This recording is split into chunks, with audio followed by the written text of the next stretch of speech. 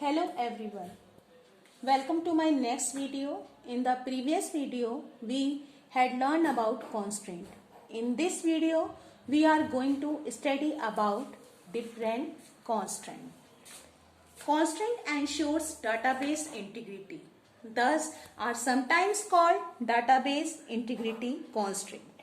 A few of them are unique constraint, primary key constraint, default constraint, check constraint and foreign key constraint. First we study about unique constraint. Unique constraint, children. This constraint ensures that no two rows have the same value in the specified columns. Or we can say that it ensures that all the values in a column are different and no two rows can hold the same value for a column with unique constraint. For example, unique constraint applied on employee registration number of employee table ensures that no rows have the same employee registration number value. Children, please note one thing here, that a column that is specified as a primary key must also be unique. At the same time, a column that is unique may or may not be a primary key. In addition, multiple unique constraints can be defined on a table. Now, primary key constraint. This constraint declares a column as the primary key of the table. And we know very well, children, primary key is the key that uniquely identify a particular record in a table. And it does not hold null values and duplicate values. So, children, this constraint is similar to unique constraint, except that only one column or one group of columns can be applied in this constraint. Children, as we know that the primary keys cannot allow null values, thus this constraint must be applied to columns declared as not null. Example, here employee ID is declared as primary key. So, it does not hold null values and duplicate values. That means it must be unique. Here I want to tell you one more thing, children, about unique and primary key constraints. Though both ensures unique values for each row in a column, but unique allows null values, whereas primary key does not. Also, there can exist multiple columns with unique constraints in a table, but there can exist only one column or one combination with primary key constraint. Next one is default constraint. A default value can be specified for a column using the default clause. When a user does not enter a value for the column having default value, then automatically the defined default value is inserted in the field.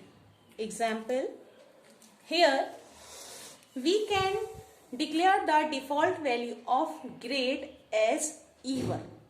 If the user skips the value of grade, then the default value E1 is automatically inserted in the grade column. Remember, children, the data type of the default value has to be compatible with the data type of the column to which it is assigned. A column can have only one default value. If you want to insert null as default value, then it is possible only if the column definition permits, that is, not null columns cannot insert null as default value. Next one is check constraint. This constraint limits values that can be inserted into a column of a table. It makes sure that all values in a column satisfy certain criteria or condition. Once defined, the database will only insert a new row or update an existing row if the new value satisfies the check constraint. The check constraint is used to ensure data quality. Example, here we assign a check constraint on gross. That is, gross is always greater than 2000 for an employee. The last one is the foreign key. This constraint is used to ensure referential integrity of the data, or we can say it is used to join two tables on the basis of the similar columns. In an RDBMS, tables reference one another through a common field, and to ensure validity of references, referential integrity is enforced.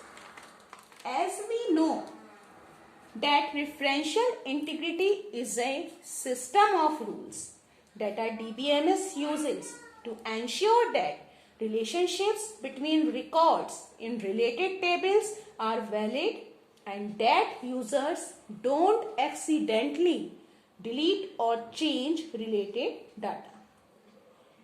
Referential integrity is ensured through foreign key constraint.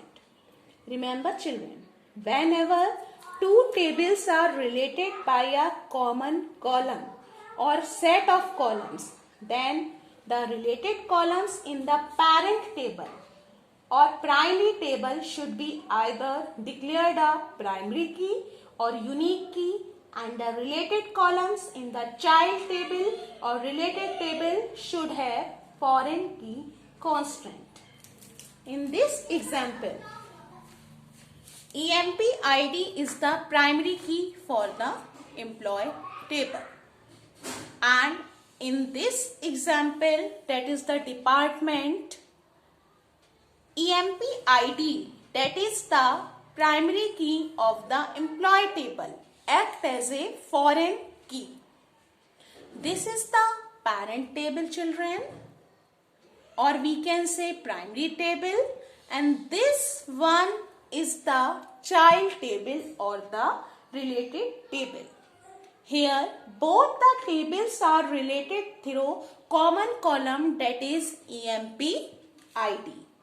The column EMP ID is the primary key in the parent table employee, and it should be declared as foreign key in the child table department to enforce referential integrity.